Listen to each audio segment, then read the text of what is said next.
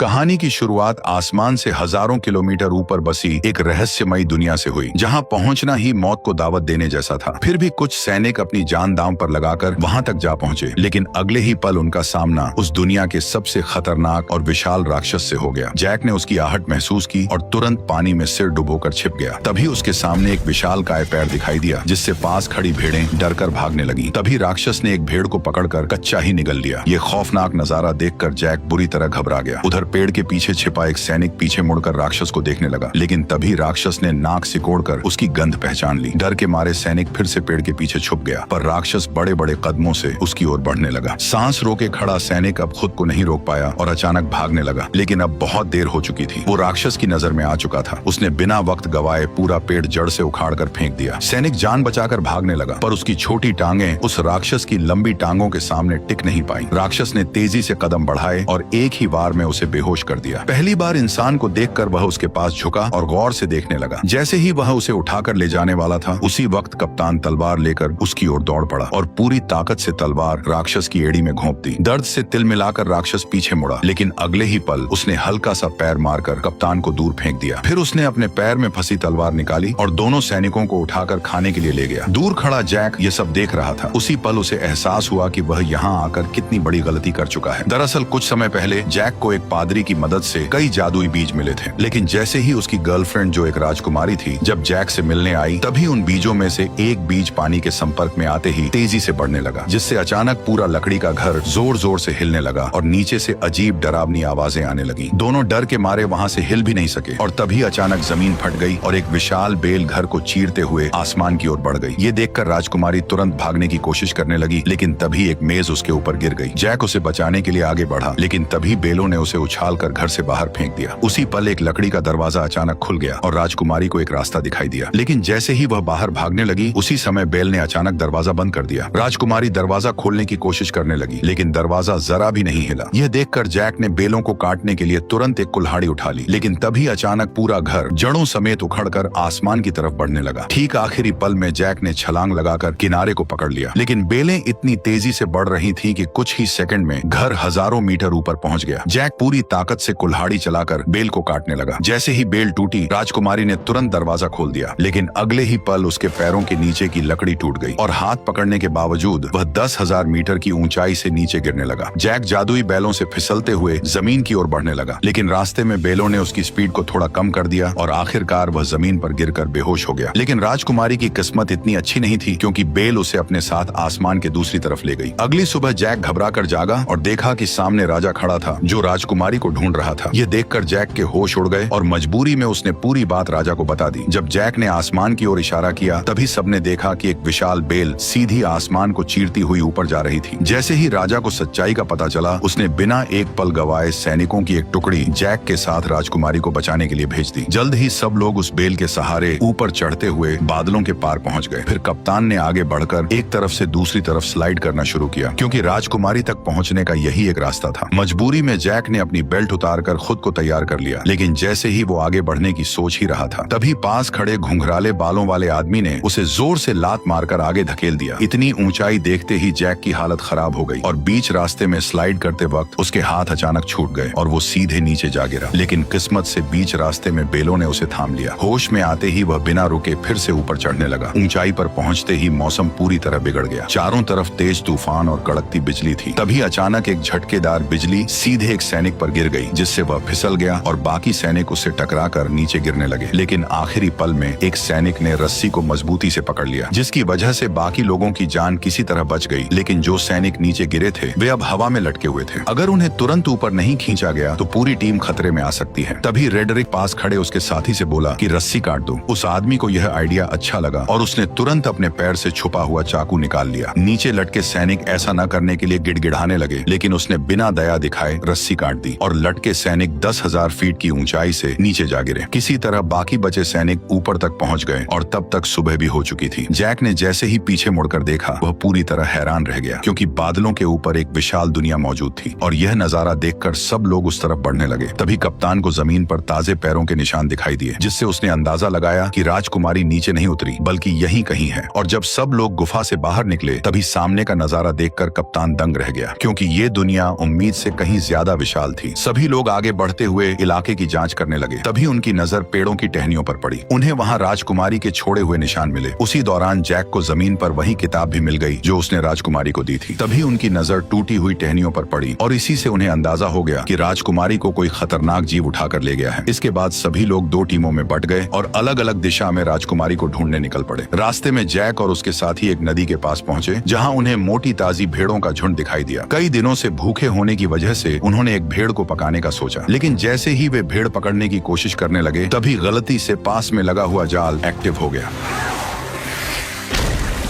Jack ने तुरंत अपना चाकू निकाला और पूरी ताकत से जाल काटने लगा। उधर कप्तान भी रस्सी काटने की कोशिश कर रहा था, लेकिन तभी उसकी नजर एक अजीब चीज पर पड़ी। पास के सारे कौवे अचानक घबराकर उड़ गए और सारी भेड़ें भी एक साथ दूसरी दिशा में भागने लगी। कप्तान को कुछ शक हुआ, पर वो फिर भी रस्सी काटता रहा और जैसे तैसे वे दोनों जाल से निकल आए। लेकिन तभी जंगल से डरावनी आवाज गूंज उठी और उसी पल एक विशालकाय दानव उनके सामने आया और दोनों सैनिकों को पकड़कर अपने साथ ले गया। जैक चुपचाप दानव के पीछे पीछे चलने लगा ताकि सही मौका मिलते ही वो साथियों के साथ राजकुमारी को भी बचा सके। दूसरी तरफ रेडरिक दोनों सैनिकों के साथ एक चट्टान के किनारे पर पहुंच गया। गंजे आदमी को लगा कि इस तरह ढूंढते रहना बेकार है और वह कोई दूसरा रास्ता खोजने के लिए आगे बढ़ने लगा। लेकिन तभी रेडरिक ने अपनी चाल चल दी। अरे देखो, वो रही इज़ाबेल। जैसे ही गंजा आदमी वापस मुड़कर चट्टान के पास आया तभी रेडरिक ने मौके का फायदा उठाकर उसे सीधे गहरी खाई में धक्का दे दिया।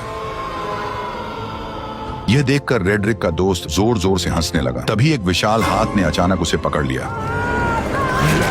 ठीक उसी पल पीछे से एक और पहाड़ जितना बड़ा दानव उसके सामने आ गया। रेडरिक डर के मारे वहीं जमीन पर गिर पड़ा और जल्दी जल्दी अपने बैग में कुछ ढूंढने लगा। लेकिन जैसे ही दानव उसे पकड़ने के लिए हाथ बढ़ाने लगा, ठीक उसी पल रेडरिक ने एक चमकता हुआ ताज बाहर निकाल लिया। ताज को देखते ही दानव वहीं रुक गए, मानो किसी अदृश्य ताकत ने उन्हें जकड़ लिया हो। दरअसल ये एक जादुई ताज था। जिसके हाथ में भी ये शक्तिशाली ताज होता, दानव उसकी हर बात मानने को मजबूर हो जाते। उधर जैक दानव का पीछा करते करते उनके ठिकाने तक पहुंच गया और वहां का नजारा देखकर वह हैरान रह गया, क्योंकि चारों तरफ खूबसूरत झरने और ऊंचे ऊंचे पहाड़ थे जो किसी स्वर्ग से कम नहीं लग रहे थे। वहीं पर दो सिर वाला दानव राजकुमारी को एक पिंजरे में कैद किए हुए था। फिर वह उसे बाकी दानवों के पास ले गया जहां सारे दानव इकट्ठा होकर उसकी तरफ देखने लगे। तभी वो दानव भी लौट आया जिसने कप्तान और उस मोटे सैनिक को पकड़ा था। उसने उन दोनों को लाकर पिंजरे के पास फेंक दिया। यह देखकर दो सिर वाले दानव को शक हुआ कि शायद और भी इंसान यहाँ मौजूद हैं। इसलिए उसने जमीन पर पड़े एक मोटे सैनिक को पकड़ लिया और उसकी गर्दन मरोड़कर उसे जिंदा ही निगल लिया। इसके बाद दानव ने उसके कवच को बाहर थूक दिया, पर जैसे ही वो दानव कप्तान को धमकी देने लगा कि वह राजकुमारी को भी खा जाएगा, तभी पास से एक आवाज आई जिसने सबका ध्यान अपनी तरफ खींच लिया। दरअसल वो आवाज किसी और की नहीं बल्कि उसी गद्दार रेडरिक की थी। उसके सिर पर पहने ताज को देखते ही बाकी सभी दानव तुरंत घुटनों के बल झुक गए और उसी पल उसका असली प्लान सबके सामने आ गया। वह सीधे दो सिर वाले दानव के सामने गया और उसे घुटनों पर आने का हुक्म दिया। उसके सिर पर ताज देखकर दो सिर वाला दानव मजबूरी में झुक गया और फिर रेडरिक उसके चेहरे पर पैर रखकर धीरे धीरे चलते हुए सिंहासन की ओर बढ़ गया और उसी पल से रेडरिक दानवों की दुनिया का नया राजा बन गया। उसने इंसानों पर हमला कर पूरी दुनिया जीतने का ऐलान कर दिया। उसकी बातें सुनकर दानव सेना बहुत ज्यादा खुश हो गई, पर दो सिर वाले दानव के दिमाग में कुछ और ही चल रहा था। उधर दानव ने कप्तान को पकाने के लिए उठाकर सीधे चिपचिपे आटे पर फेंक दिया। वह जितना छटपटाया उतना ही उसमें फंसता चला गया। तभी दानव आगे बढ़ा और उसने कप्तान के ऊपर मुट्ठी भर आटा पटक दिया। इसके बाद दानव ने बड़ी ही घिनौनी हरकत की।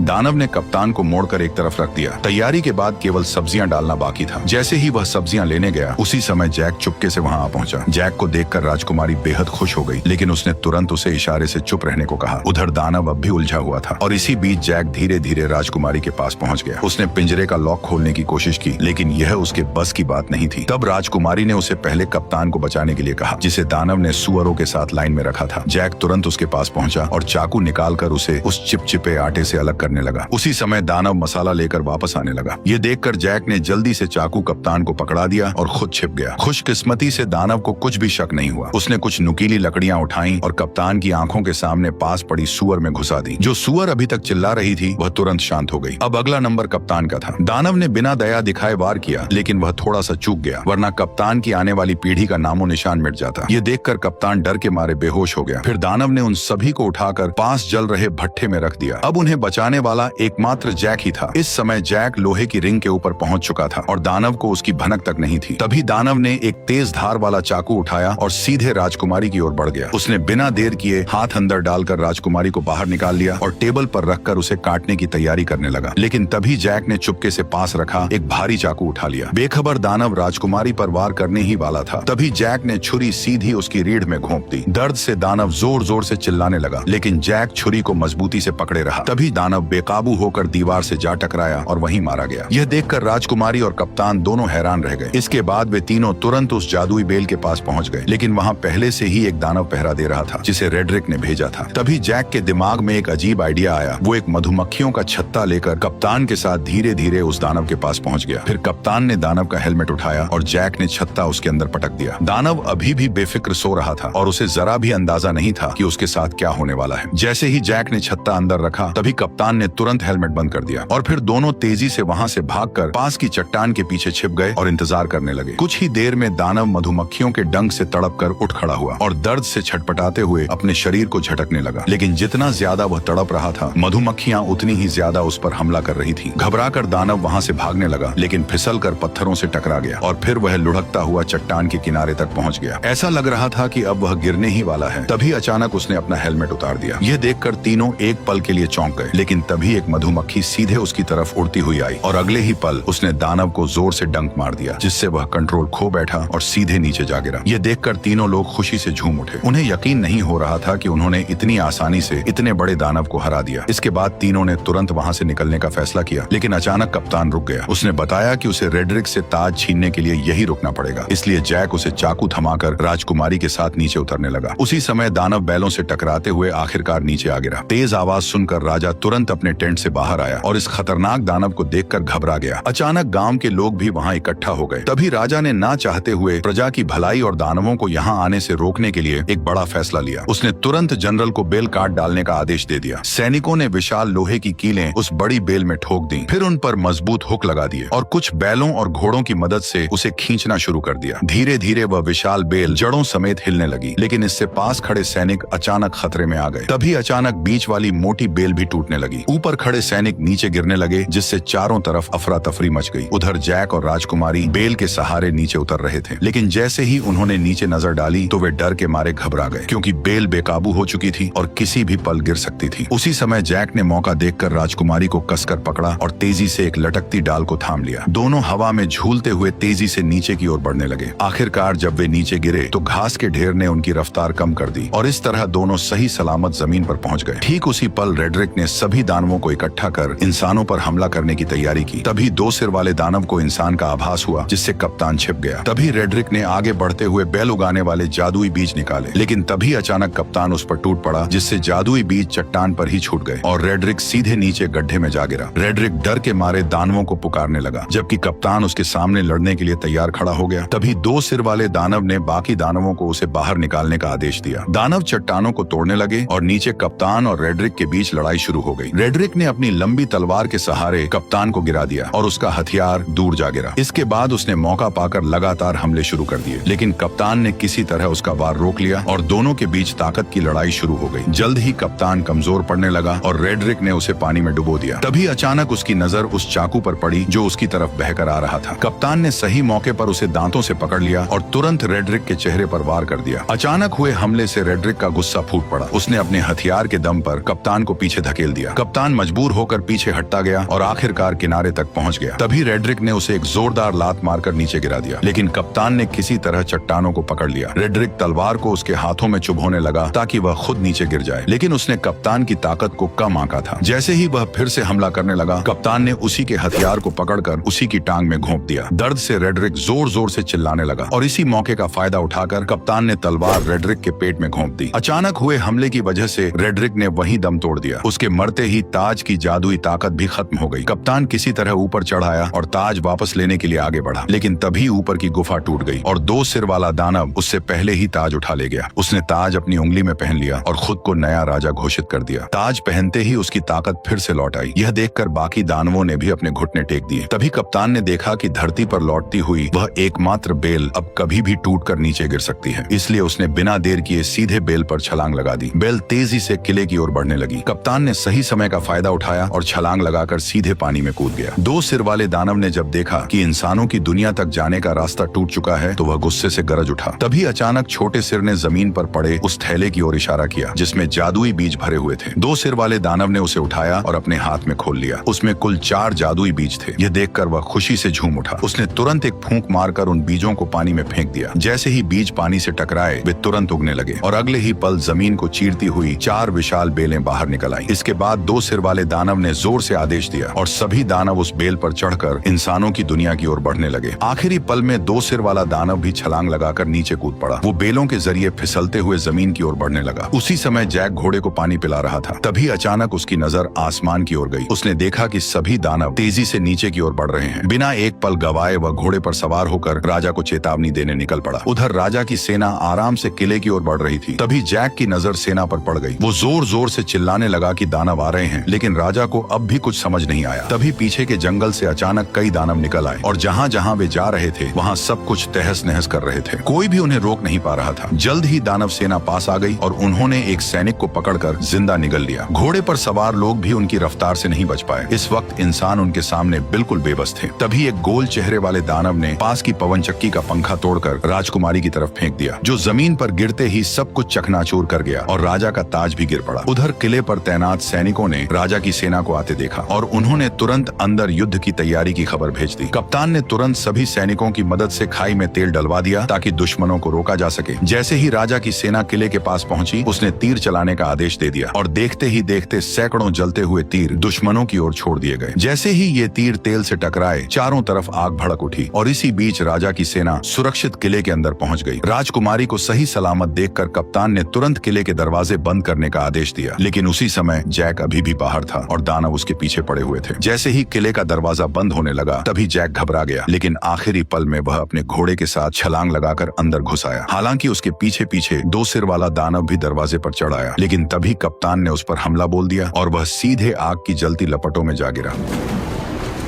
जल्द ही आग ने उसे पूरी तरह घेर लिया, लेकिन हैरानी की बात यह थी कि उसके अपने लोग भी उसे बचाने नहीं आए, बल्कि बस खड़े खड़े उसे जलते हुए देखते रहे। उधर लोग अभी आपस में बात ही कर रहे थे कि अचानक आसमान से एक बड़ा लोहे का घंटा तेजी से किले की ओर आया। उसने दीवार को ध्वस्त कर दिया और सीधे नीचे जा गिरा। इससे पहले कि कोई कुछ समझ पाता, अचानक युद्ध का बिगुल बज उठा। तभी 2 बड़े लोहे के हुक किले के दरवाजे की तरफ फेंके गए, जिन्हें दानव मजबूती से खींचने लगे। तभी इंसानों और दानवों के बीच खींचतान शुरू हो गई। असल में यह सब गोल चेहरे वाले दानव का प्लान था, जिसने और ज्यादा दानवों को बुलाकर किले के दरवाजे को तोड़ने का आदेश दिया। अंदर का माहौल पूरी तरह अफरा तफरी में बदल गया। राजकुमारी जैक को लेकर किले के अंदर की तरफ भागी। उधर बूढ़े राजा ने सभी सैनिकों को आदेश दिया कि वे दानवों को रोकने के लिए क्रॉसबो का इस्तेमाल करें। जल्द ही और भी दानव आ गए और उन्होंने पूरी ताकत से खींचना शुरू कर दिया। तभी कप्तान के आदेश पर सैनिकों ने कई सारे क्रॉसबो छोड़ दिए, जो सीधे लकड़ी के दरवाजे पर जा लगे। सटीक निशाना लगते ही सैनिक तुरंत क्रॉसबो गाड़ियों को पीछे खींचने लगे। किले की सेना टुकड़ियों में बट गई और राजा भी मदद के लिए आ गया। वो कप्तान से दानवों की कमजोरी पूछ ही रहा था कि तभी आसमान से एक जलता हुआ पेड़ गिरा, जिसने सैनिकों को अलग अलग बिखेर दिया।